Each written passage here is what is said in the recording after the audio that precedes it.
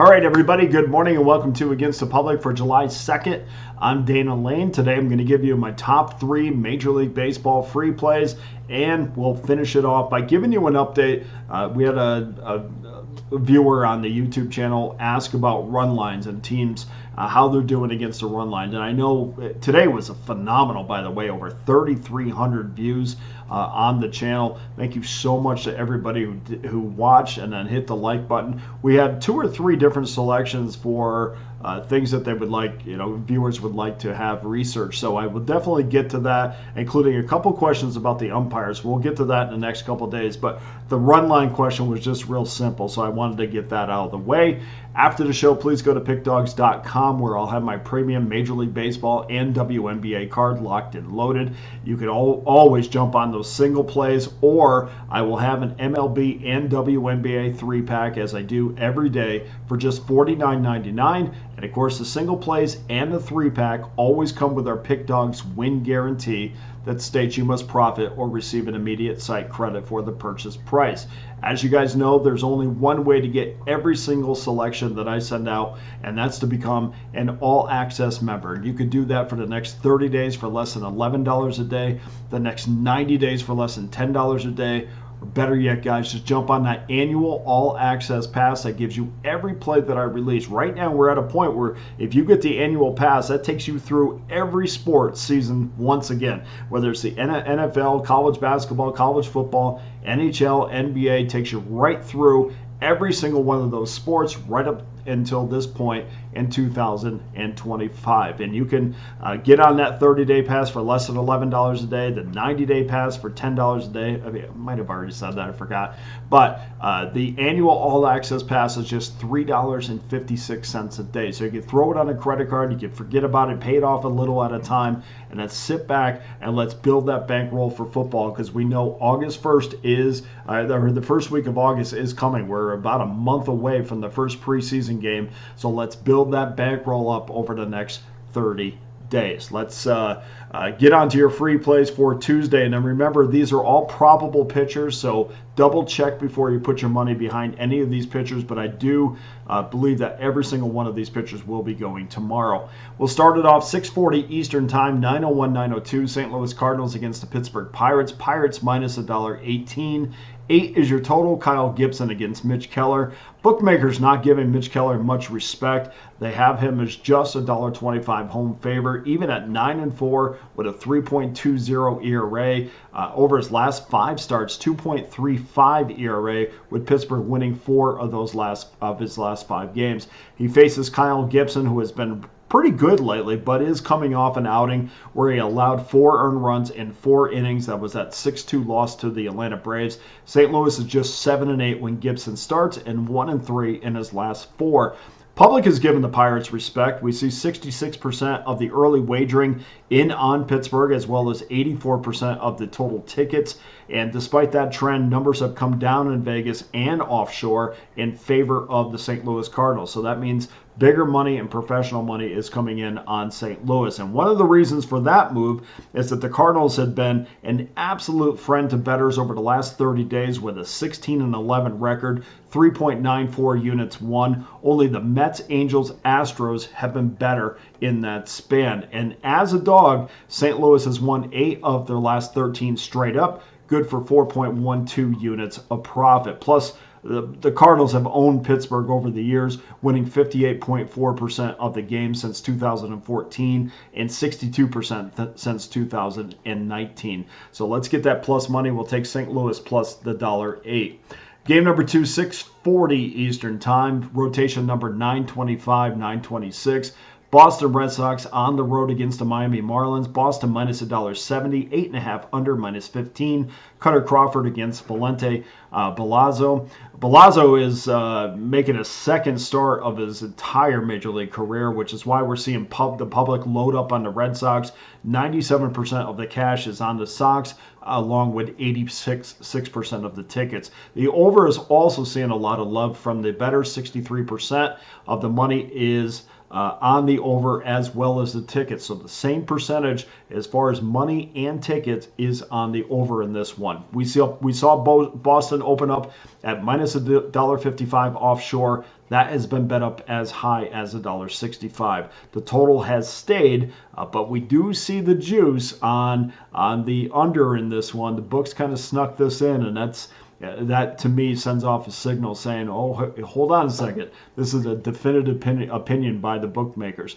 The reason is I think that we are going to find out that Milazzo is just as good in the second start as he was in his first start against the Kansas City Royals. He gave up through 5 innings against the Royals, a 2-hit ball, allowed just 1 earned run in that game. And you can bet that the one knock against him is he's had a ton of trouble in the minor leagues as far as keeping runners at bay. So, for instance, in the last 12 stolen base attempts against Milazzo, he's allowed 11 bases swiped, and that's not good when we're talking about the Boston Red Sox, who had 9 stolen bases just a couple weeks ago. I think Skip Schumacher would be happy to get at least 3 innings from Milazzo in this game. Crawford, on the other hand, has allowed 17 earned runs in 30 1/3 innings, but we're still looking at that juice on the under, and that gives me the feeling that this game is going to be a low-scoring game. I'm going to go under 8.5 minus $1.15. Then game number 3, 9:40 Eastern time. Rotation numbers 921, 922. Los Angeles Angels on the road against the Oakland Athletics. Angels minus $1.12, 8 under minus 16. Jose Soriano against Mitch Spence. There's been some books that had the Athletics as a favorite early on. FanDuel, I know, had them as a favorite early this morning. And just to give you an idea of how bad the Athletics have been, they've been favored just 30 times over the last 410 games. And of course, the bettors push them into an underdog role, so that will not factor in that number. But that's just interesting because over the last 410 times, only 30 times have you been a favorite. And I would venture to say to have not been a very big favorite in that span either. Put that into even more perspective, the Angels, who haven't exactly been the most feared franchise over the last couple of years, have been favored 166 times in that span. By the way, they've done pretty well in that when they are the favorite, 91 and 75. Still not a profitable way to bet the Angels, minus 12.44 units. Soriano's going to make his 13th start of this season, hoping to add to back-to-back terrific starts. Of course, he pitched very well against San Diego and Arizona. And 25-year-old Dominican native allowed 3 earned runs and 14 innings. That's a 1.93 ERA. Allowed just 11 hits, 3 walks, and 6 Ks over his last 14 innings. In his last 5 starts, Soriano is 3-1 with a 3.21 ERA. He's allowed 27 hits and 33 2/3 innings. This will be his first start since June 12th after coming off that 15-day IL. So also keep that in mind. He had an abdominal infection. So that's not something that you just bounce back from if you're not 100% healthy. So I would assume that he will be healthy enough to go at least 6 deep into this game if he can. Now, from Mitch Spence's standpoint, he's going to look to rebound. Lost to the Los Angeles Angels 6 days ago. He allowed 6 earned runs, 8 hits, 1 walk, 6 Ks, 1 homer in just 5 1/3 innings. It was the 5th straight game Oakland had dropped with Spence on the hill, and that ran their season record to 6-13 when Spence was a starter.